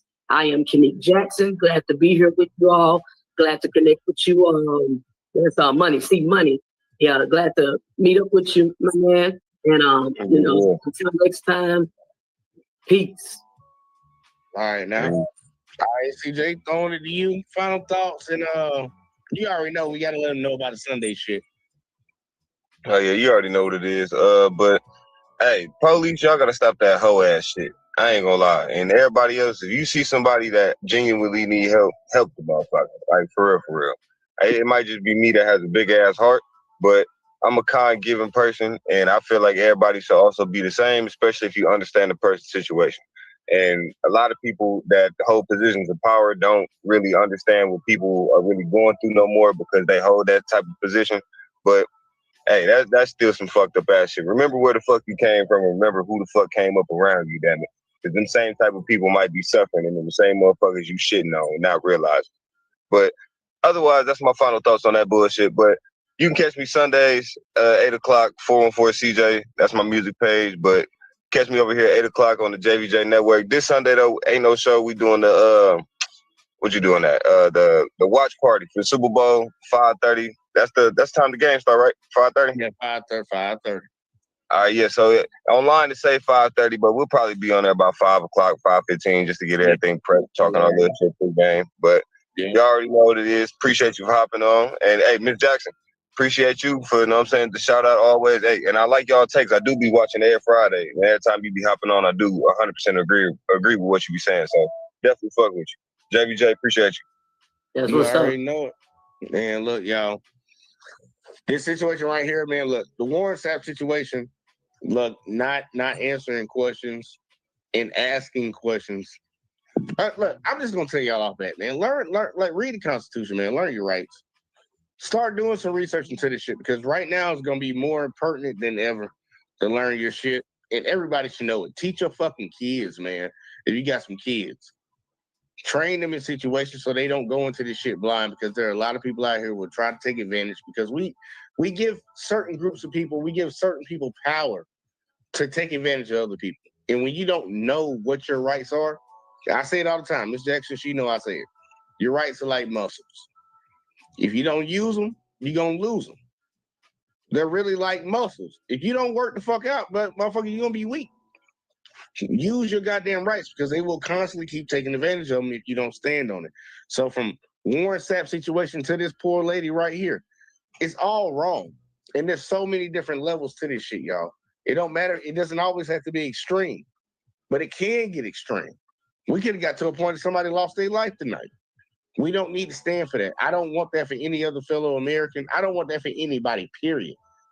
Especially operating on this goddamn country's land. Nah, we ain't supposed to be for that, man. We need to do things the right way, regardless of whether we agree or disagree with folks. You don't advocate or wish for that or just dismiss that happening to anybody. But hopefully we can get somewhere. We just need more and more people to keep on coming around. Spread the word, man. Share the fucking videos because this shit's fucked up and it does happen. For all them people that sit around there and say it don't happen, show them this video. Show it to them and watch them shut the fuck up. Because they need to shut the fuck up and stop advocating for it. Because when you complicit with shit, you're with the shit. But yeah, y'all, we will be here on Sunday doing, we're going to be covering the Super Bowl. Gonna do a live watch party. We're not gonna be able to show the game to y'all, so y'all don't get excited. But we had the game cast up, and we're just gonna show y'all what we doing and shit and commentate throughout. But we will be back here tomorrow because right now with the times that we're living in, I'm about to give a history lesson tomorrow. It's gonna be a history lesson on this country, real American history, not the shit that they taught us in school. Real American history. So if y'all want to get down with it, it's gonna piss some people off, and y'all can probably guess who. But we're gonna be back here tomorrow doing that. But man, look, y'all be safe. Everybody that rocked out with us tonight, man, I really do appreciate y'all, man. If you was watching over on the network, watching over on Let's Talk, or watching over on Facebook, man, hit that like, hit that subscribe, turn them notices on, share the videos, all that in the bag of chips, man. Cause we trying to grow around here. But we are gonna get the fuck up out of here. I appreciate y'all. And we catch y'all in the next one as always, man. Peace. Don't tell me about me. Stop telling me about me. Stop telling me about me. Stop telling me about me. Stop telling me about me. I don't need you to tell me about me. Don't tell me about me. Stop telling me about me. Stop telling me about me. Stop telling me about me. Stop telling me about me. I don't need you to tell me about me.